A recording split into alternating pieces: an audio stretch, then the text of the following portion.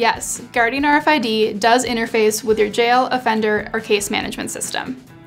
Our command and control platform is able to obtain key information from your OMS that will help your staff better manage your inmate population. Oftentimes, the data points that are sent over from your OMS to Guardian RFID include things such as inmate mugshots, their demographics, housing information, and any other key data points that your facility feels is necessary. The process is fully automated.